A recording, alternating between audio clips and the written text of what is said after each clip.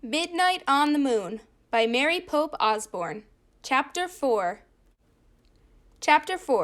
Moon Rabbits. "Oh, wow," said Annie. She took a step forward. But Jack stood frozen. He wanted to get a good look at everything first. He stared at the ground. He was standing in a layer of gray dust as fine as powder. Footprints were everywhere. Jack wondered who had made them. He reached into his pack for the moon book. To his surprise, it was as light as a feather. He found a picture of footprints on the moon.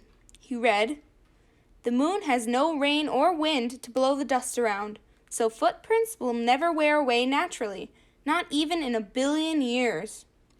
"Oh man," Jack said. The moon was the stillest place he had ever been. It was as still as a picture, and its stillness would never, ever end. Jack stared at the ink-black sky. A lovely blue and white ball glowed far away. Earth. For the first time, it really hit Jack. They were in outer space. "Look," Annie cried, laughing. She bounded past Jack, almost flying through the air. She landed on her feet. Then she jumped again. "I'm a moon rabbit," she called. Jack laughed.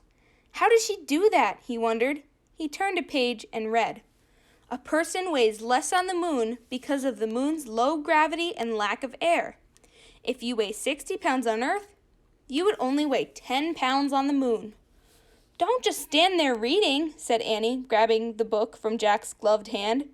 She tossed it into space. It flew far away. Jack started after it. He bounded up and down. Boing, boing, boing. Now he felt as light as a feather. "Look," he called to Annie. "I'm a moon rabbit too." Where Jack's boots hit the ground, moon dust gracefully sprayed into space. The book had landed at the edge of a shallow crater. When Jack reached it, he tried to stop, but his feet slipped. He fell right over and lay on his side. He tried to stand, but he was off balance. He tried again, but the dust was just too deep, and his spacesuit was too clumsy. "You okay?" asked Annie. "I can't get up," said Jack.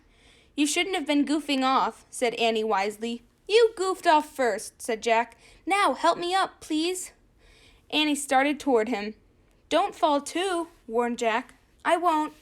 Annie moved very slowly. She half floated, half walked. "Give me your hand," she said. Annie grabbed Jack's hand. She pressed her boot against his and pulled him up. "Thanks," he said. "No problem," she said. "It was easy. You were really light." "Thank goodness," said Jack. "It's impossible to get up alone." He picked up the moon book. It was covered with dust. He brushed it off. "Oh, wow, look," said Annie. She stood at the edge of the crater. "What is it?" said Jack. "A moon buggy," said Annie. The buggy was parked in the crater. It had 4 huge wheels. "Let's go for a ride," said Annie.